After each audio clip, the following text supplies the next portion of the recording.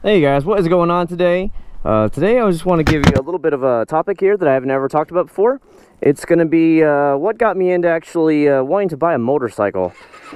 So I figured I'd go ahead and talk about that today. Putting my darker tint on today because it's a little bit sunny. It's getting hot finally in Florida. Oh my god, it's been cold, hot, you know. Every time it gets warm here in Florida, it rains in the winter. So that's never been a good thing. But that's why I'm glad I have this mesh jacket. Anyways, so what we're going to talk about today is, you know, what made me want to even buy this motorcycle today, you know? Or I didn't buy it today. What's going on down there? Let's go check this out. Bunch of girls down here for you guys.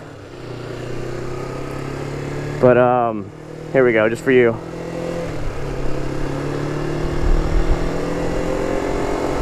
Oh, they're decent little girls, all Latino girls, if you're all into that stuff. And basically what got me started today, or got me wanting to buy a bike back here in about, I don't know, I think it was September, October.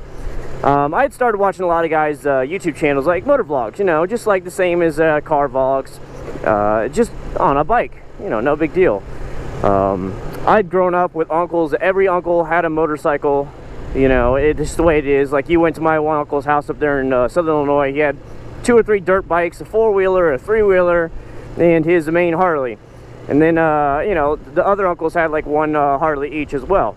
So, you know, when I was younger, I always used to say, you know, I don't think I'll need a motorcycle, you know, they're dangerous, which they are, you know, don't get me wrong.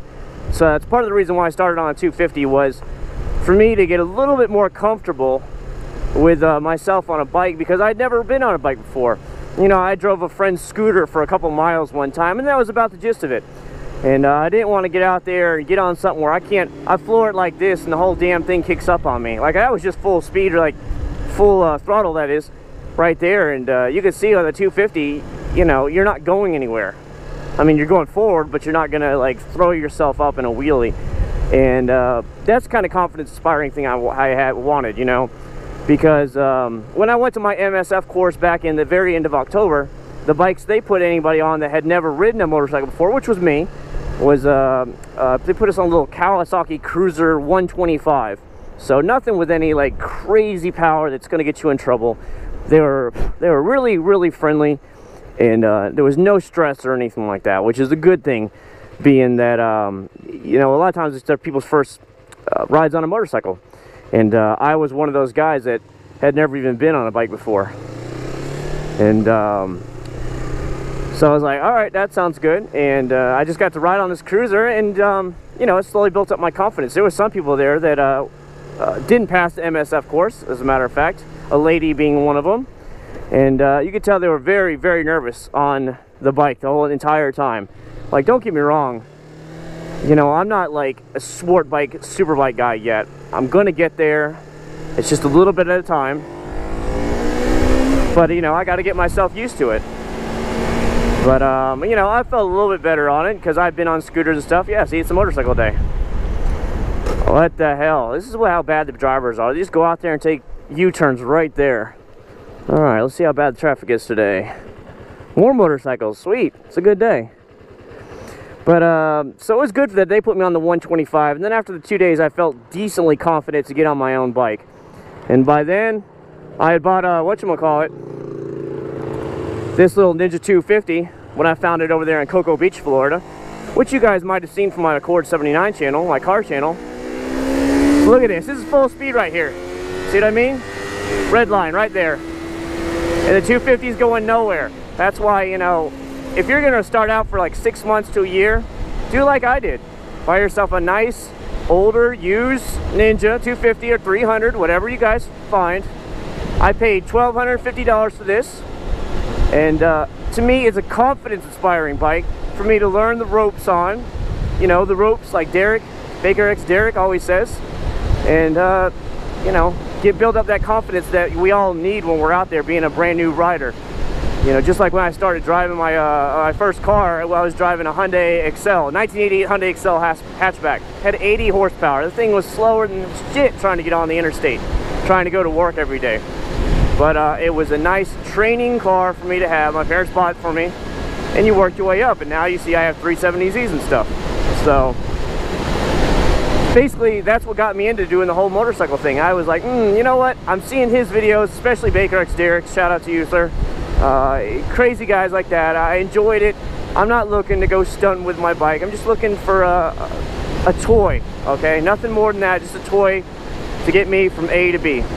So what I decided to do is start out a little bit low. The wife wasn't mad about it because her dad and her brother both own motorcycles, but she was like, well, why do you need it? And to me, it was always like, well, you know, I'd like to be able to ride around on something. Oops, have my indicator on. And just have a good old time, you know? And she's like, well, are you going to ride it? That was her biggest concern. She's like, how much money are you going to spend on this? She thought I was going to buy like a new one, or one that was like 5 or 6 grand. And I said, no. I'm just going to buy a nice old one that I don't have to, you know, spend a lot of money on. In that case, if I was to drop it, or, you know, if I'm not even interested in it, like, you know, it's a little fad for me, then I can just sell it and get my money back. At $1,250, you're not losing much, you know, in the greater scheme of things. And this bike had 3,300 miles on, 3,200 miles, something like that, yeah, when I bought it in the beginning of November. And so it was basically brand new. I mean, if you had a car that was 7 years old that only had 3,400 miles on it, it'd be worth its weight in gold, because it would basically be like it's never been touched. So that's what kind of steered me towards it. I picked it up, and I'm learning on it every day. And you know, I can't complain. I see myself in the next 6 months to a year definitely moving up to a 600. I really love the mean green machines of the Kawasaki, man. I absolutely dig those things. But you know, that's just all going to come with time, what I decide to pick up. And but that's what I'm looking at right now, is the little 600 to move up to in 6 months to a year. If you guys know me from my other channel, though, that I have to like pay off my Z as quick as I can. The wife's talking about kids in the next year or so. So it's basically, if I don't get one of these, if I don't get my toys out of the way now, I'll be screwed later. So I know a lot of you guys out there have kids that watch my videos, and a lot of you guys can, you know, relate to what I'm trying to say here.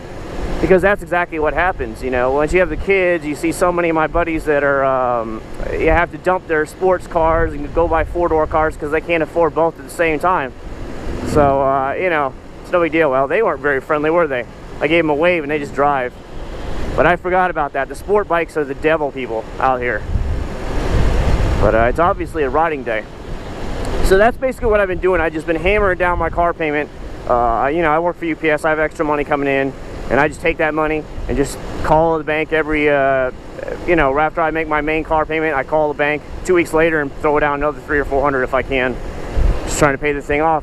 But I see myself maybe in a year from now, if I'm still riding it as active as I am now lately, to go ahead and jump it up to a 636, probably used, unless I just find an amazing deal on a new one. And I don't care if it's I saw one the other day online. It was a 2013 model, and they were asking just over $8 grand for it, and you knew they're desperate to get rid of it because they had 2 of them that were brand new from 13, and here it is 15. So yeah, so I mean, you know, that's a pretty decent little reason, I guess, why I got the motorcycle. Did I need it? No. Did I want it as a toy? Yes. And that's basically what's been going on. That's why I really wanted to go ahead and pick it up. So yeah, that's about it, really. I just figured I'd show that with you and just talk about some of the experiences. And I'd love to hear what you guys, why you guys bought motorcycles. I know a lot of you guys that from my core channel that came to this Niche 79 channel, Niche Riding channel, own motorcycles as well. And you guys were giving me loads of great tips. And I'd just like to know why you did it, you know? I always didn't, I guess I should say, I didn't get it when I was younger because I knew I was a little more stupid and I might make some really bad decisions out there on the road. Where now that I'm older now, I'm in my 30s, you know, I take a step back and I think seriously before I go out there and, you know, make any retarded decisions. You know, I'm not going to just sit there and risk my life. You know, especially that I'm married and stuff like that, to, you know,